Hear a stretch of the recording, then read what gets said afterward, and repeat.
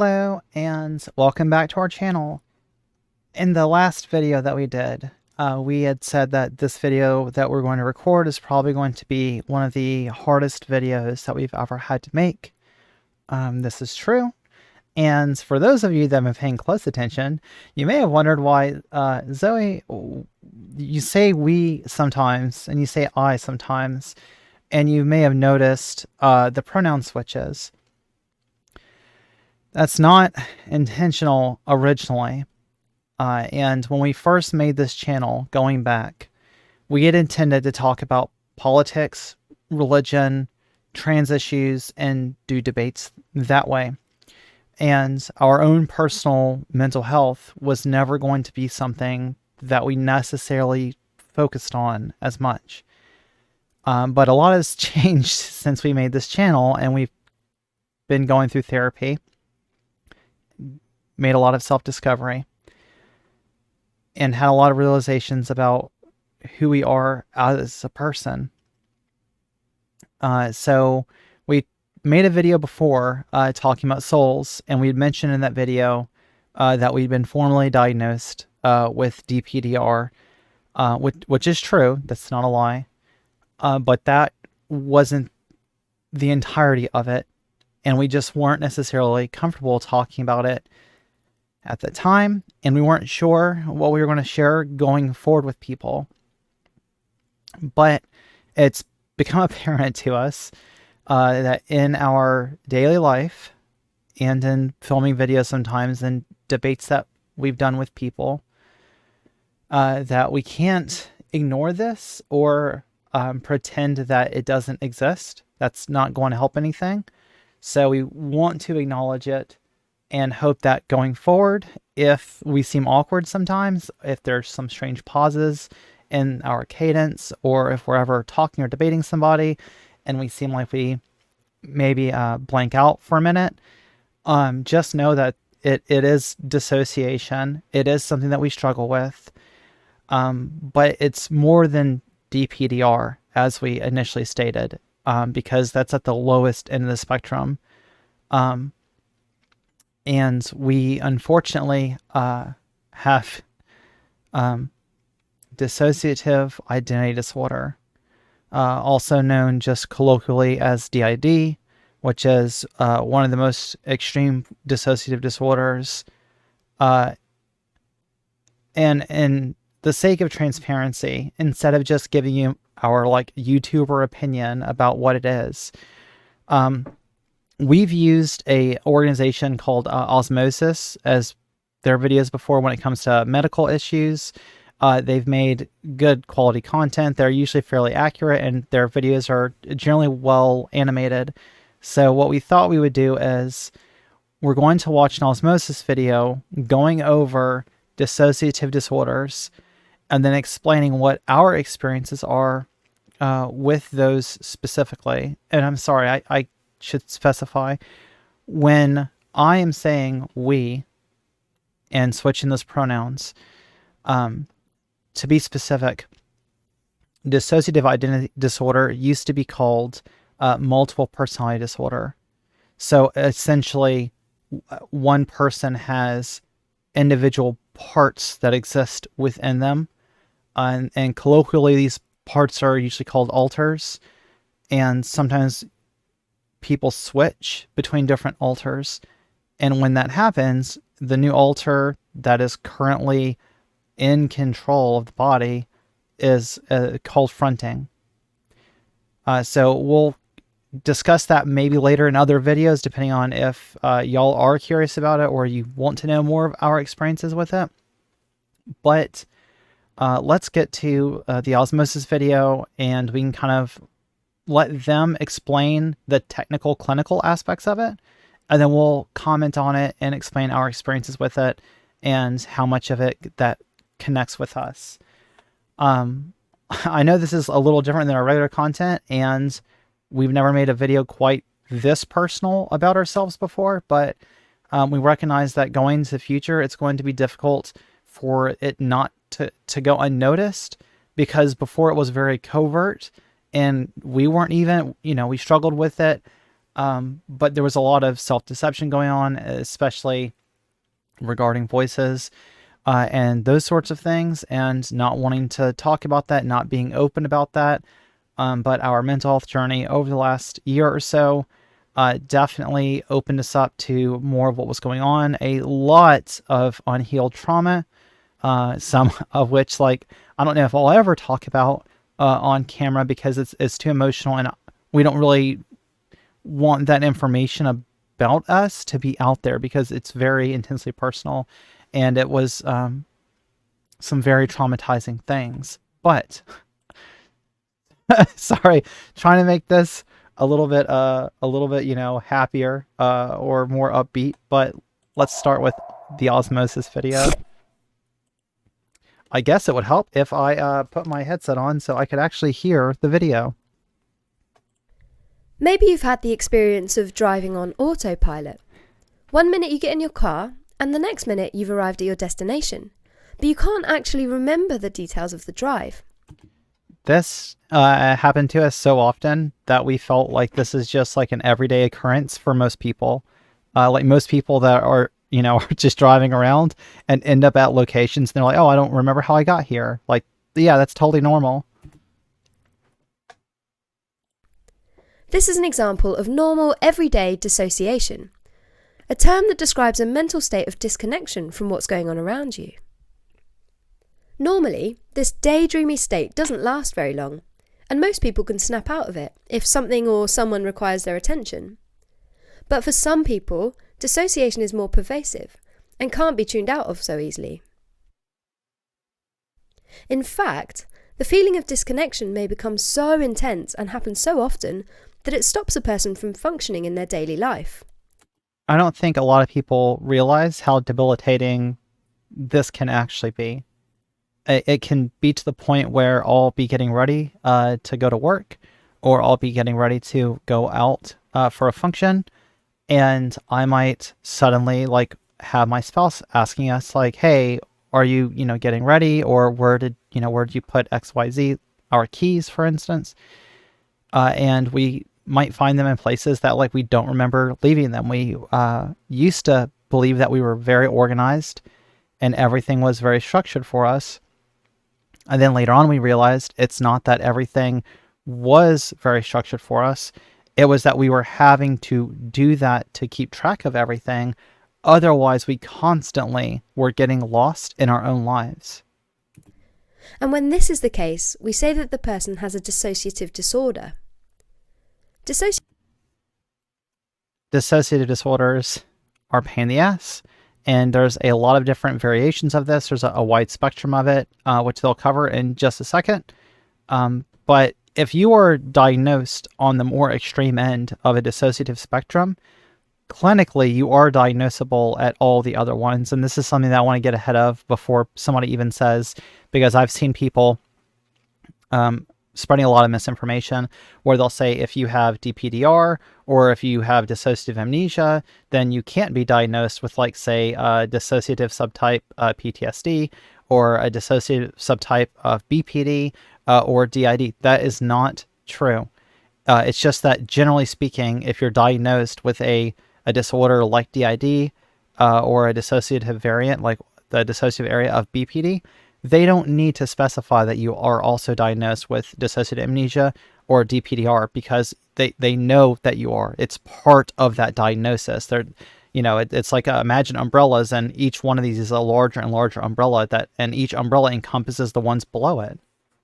Dissociative disorders are a group of disorders that can cause impaired awareness of one's own actions, thoughts, physical sensations, and even identity, which is a sense of who you are. Yeah, you see that? That means that we're more resistant to pain. Yeah, only a little bit sometimes. Dissociative disorders tend to stem from trauma, usually early childhood abuse or neglect, and are thought to be a way of adapting to negative feelings and experiences. Dissociative disorders are divided into three main types: depersonalization derealization disorder. That's the DPDR that we were talking about. That was one of the first things that our clinician was talking with us about. because it was very obvious to them that we were dissociating very often during sessions, or when they would ask us about our childhood, we would have large gaps of memory, but we'll get to that in a second. Dissociative amnesia and dissociative identity disorder. Each of these disorders falls along a spectrum of severity, with depersonalization derealization disorder being the least severe end of the dissociative disorders, dissociative amnesia falling somewhere in the middle, and dissociative identity disorder being the most severe. Now, they're not talking about BPD in this video. I don't think they cover it at all, actually.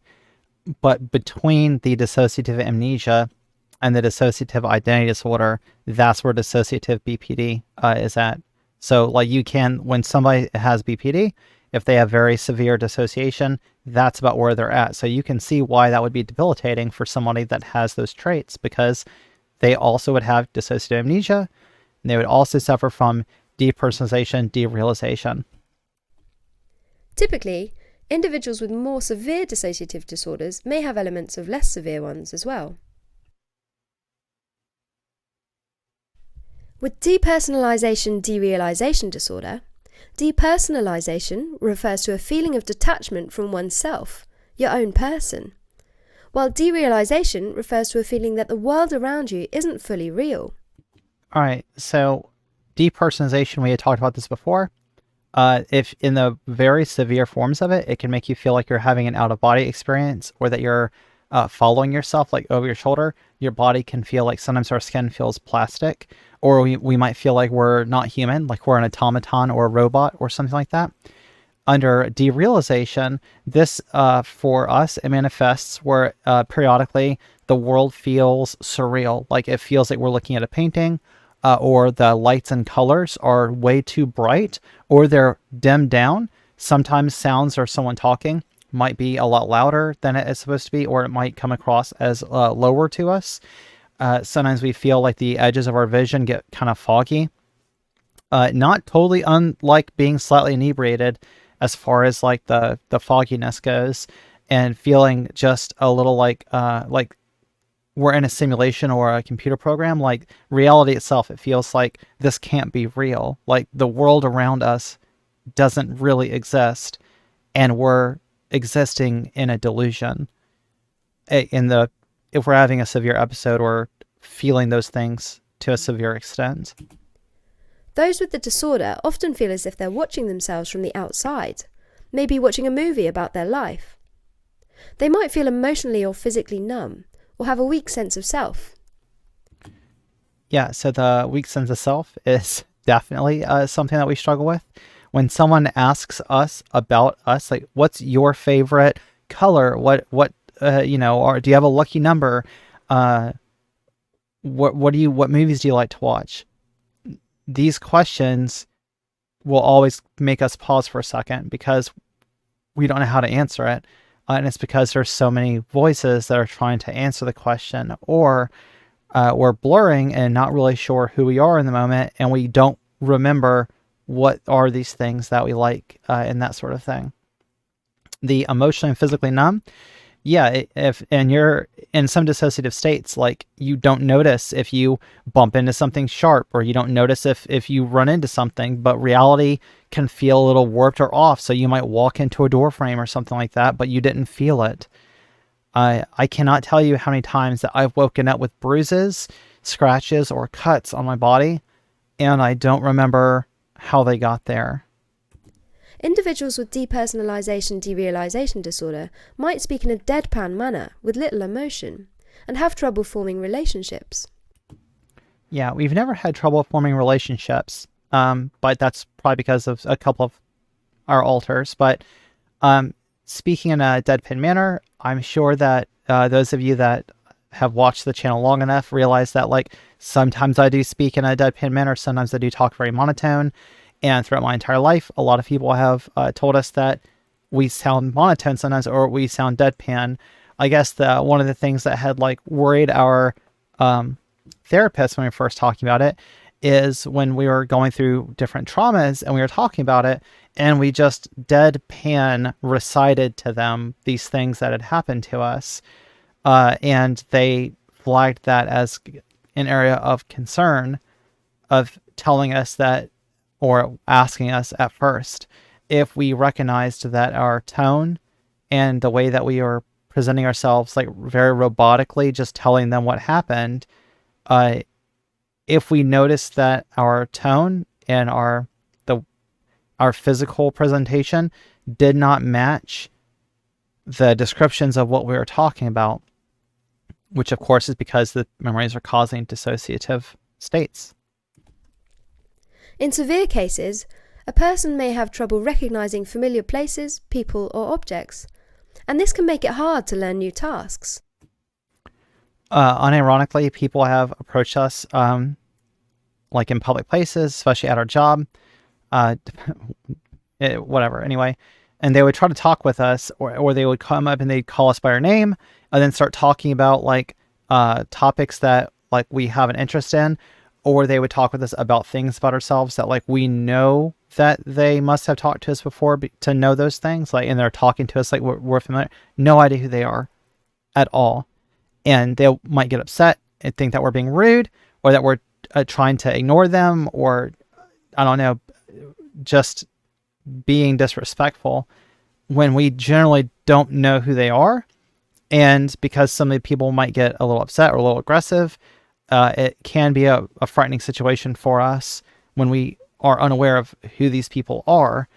And we also have partial facial blindness, so that there's only like a 50-50 chance that if we see a face that we will be able to pick them out of a crowd, or like if they put on a hat or they comb their hair a different way, there's a very good chance we would not recognize them. Other symptoms include an altered sense of time, where things seem to move too fast or slow, brain fog or lightheadedness, and being prone to rumination and anxiety. We ruminate constantly, like all the time. We're in a constant state of rumination, constant anxiety. Brain fog, lightheaded, definitely, and altered sense of time. Sometimes it does feel like the day is like 2 days worth of time all at once, or I feel like if I look and I see that I only have like 2 hours to do something, we'll think like, why even bother to try to do anything? 2 hours is nothing. It's going to go by like that. Dissociative amnesia is when a person blocks out or forgets important personal information that most people would remember for a lifetime, like where they lived as a child or what their mother looked like. I cannot recall either of those. If I did not have a picture of my parents, I would not remember what they looked like. And I could not tell you where we lived or grew up. And this has been a huge problem for us, filling out job applications, especially one job application that wanted everywhere we ever lived. And we were having to ask other family members where were we living and what were those addresses and that sort of thing. And we had thought like, that's just common. Some people would look at us like they couldn't believe we were asking them like where we grew up at. But that's just our reality. Dissociative amnesia can be divided into 4 types: localized, generalized, systematized, and continuous. Most people with dissociative amnesia have localized amnesia, meaning they have trouble recalling a traumatic event. Sometimes the memory loss is broader and includes months or years surrounding the event. In our history, there were months worth of gaps, and working through therapy, we did get back some of those memories, but there are still some other gaps in there, and every single time that we have explored it, some new horrifying information has come to us. Generalized amnesia is where a person can't remember any of their past, even non-traumatic parts. The onset of generalized amnesia can be sudden, stress-induced, and may be accompanied by a dissociative fugue, meaning a temporary period of disorientation and wandering or travel. In a fugue state, a person may be confused about who they are, or they may believe that they're someone else. They may also temporarily lose deeply ingrained skills. For example, a computer engineer may forget how to use a laptop. That was another huge pain in the ass working, because we basically had to write out manuals for ourselves to say like every job that we had, these are the job duties and this is how to do the job, and we would write those out. So much so, ironically enough, that like when our boss realized that we were doing this, they would ask us if we could make copies of that stuff, then put it in a file so that other new employees being onboarded could have a step-by-step process and how to do various tasks on the job. And they thought, oh, I was just trying to, be productive or help out, or I just had a great idea about this. And they didn't realize that we were recording all of that stuff because we actually needed it. And if we didn't have it and something like that happened, we would be unable to work. In systematized amnesia, a person only forgets a category of information which is in some way associated with a trauma, like forgetting everything about a certain person or a specific location, even if it was a significant part of their life. I'm not going to get specifics, but I did forget a specific person for several years. Like, I was about 18 or 19 years old when I suddenly remembered that this person had ever been in our life before. And finally, continuous amnesia happens when a person forgets each new event after it happens and retains nothing but the present moment. A bit like the fish Dory in the film Finding Nemo. And continuous amnesia doesn't always relate back to psychological trauma. The third type of dissociative disorder is dissociative identity disorder, which used to be called multiple personality disorder. Dissociative identity disorder can be broken down into two types: covert dissociative identity disorder and overt dissociative identity disorder. By far the most common type, covert dissociative identity disorder occurs when a person experiences sudden and dramatic shifts in the way they perceive, think, or feel, as if they've taken on characteristics of a different person or people. Yeah, and just to wrap your head around this is a defense mechanism that your brain does. So most of the time when you have DID, it is covert because you're not supposed to know about it. The host of the system is not supposed to be aware that these switches are occurring and that you are in these altered states. So even though, like, for a very long time, people around us would notice that we definitely presented ourselves, or we'd have sudden mood swings or mood shifts, but they didn't last long enough to be something like necessarily bipolar. And it could be like maybe a day, a couple days. Sometimes it could be like pretty rapid. And if we drink alcohol and we get like intoxicated, it destabilizes us and we start rapidly switching. And even though we wouldn't notice this stuff, those close to us definitely noticed it. And some of them explicitly told us like they think that we just shouldn't drink. And then some of our friends that had pressured us when we were young to smoke marijuana with them, they'd be weirded out sometimes by how we would act. And it's because marijuana is a dissociative inducing drug.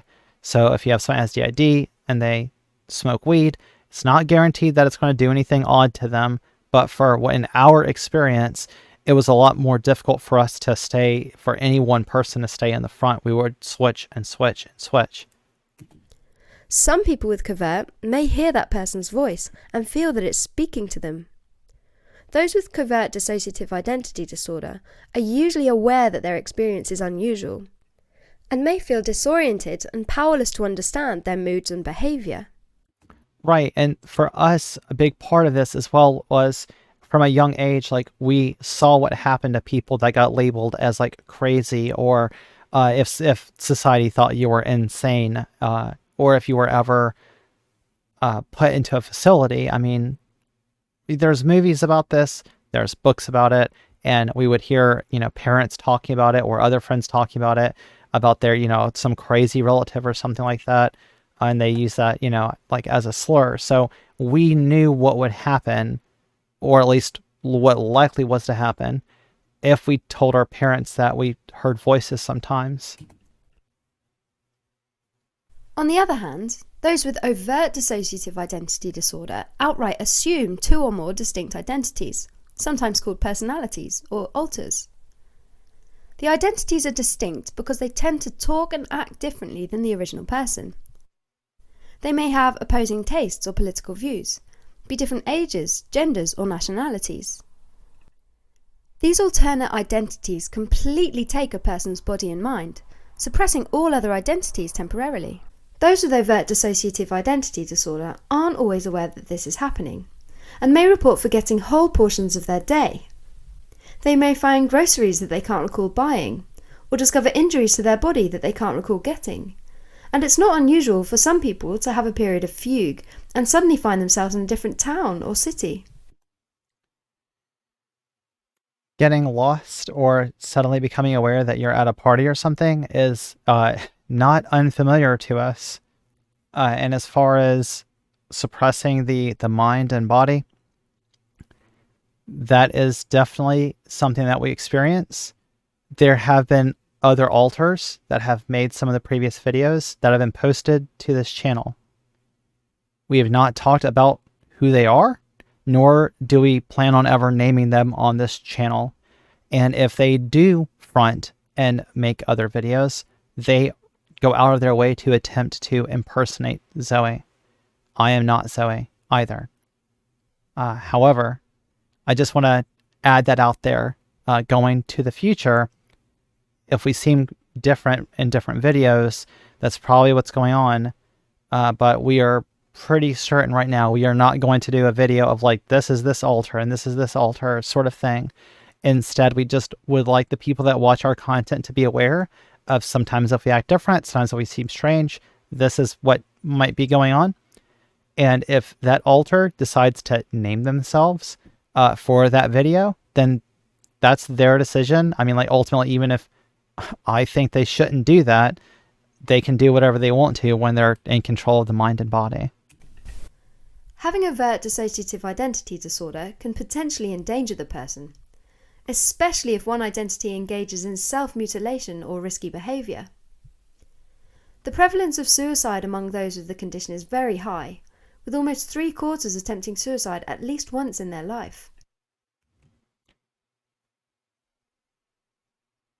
We are not comfortable talking about that particular thing.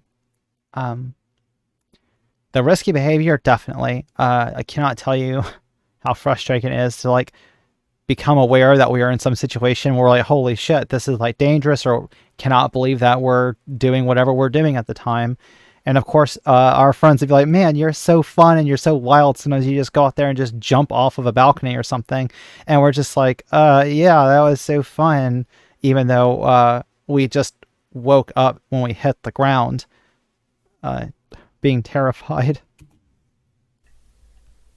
Diagnosing dissociative disorders can be tricky, and some of the symptoms can be seen in substance intoxication, especially of hallucinogens like LSD, and dissociative drugs like PCP and ketamine. Other causes include seizures, brain trauma, as well as chronic conditions like dementia. So, I don't know what else is here. Yeah, they're going to go over the different diagnosis and then develop to death. Let's look at the development. Psychiatric conditions like anxiety, severe or prolonged trauma. Yeah, so as far as the diagnosis portion goes, there are some other like traits that you can have. Like DID typically is kind of like clustered together with like several different disorders. It's kind of unusual for somebody to have like only DID, just like it's unusual for somebody to have, if they have like BPD, it's unusual for them to have just BPD. A whole lot of conditions you end up seeing kind of clustered together when people are presenting with them. And they mentioned seizures there. So PNES or non-epileptic seizures are also fairly common in people that have DID, as are body jolts and that sort of thing. You might notice that periodically, like it's hard for us to sit still for very long, or we might suddenly like jerk or move a little bit, and that is the body jolts. We do not have non-epileptic seizures anymore. We have not since we were very young for legal reasons. Falling on the least severe end of the spectrum, depersonalization derealization disorder is due to a disruption in the normal perception of events. Falling in the middle of the spectrum, Dissociative amnesia is due to disruption in memory. And falling on the most severe end of the spectrum, dissociative identity disorder is due to a problem with having a single complete identity.